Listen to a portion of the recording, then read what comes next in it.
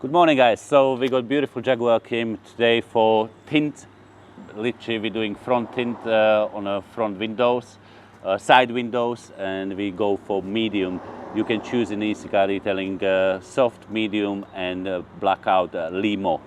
So we take you through the process, but for now, first of all, we wash the car, we prep the car, and after we move to units and we show you how it's done through the process in terms of tints.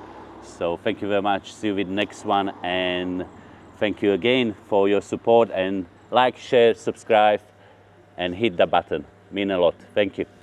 So the car is dirty at the moment, but I'm going to show you in terms of rinsing. About 3 months ago we did this protection signature detail. Signature detail. I'm going to show you how actually is affected the ceramic coating. So even if it's dirty car, you see how heavily beating because of ceramic coating.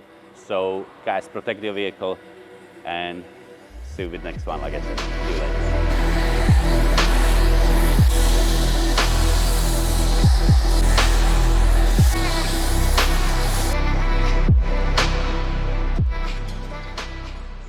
Hello guys, so once again we prepped the car outside. We did maintenance detail, and Stanislav going to show you how it's done, professional tint.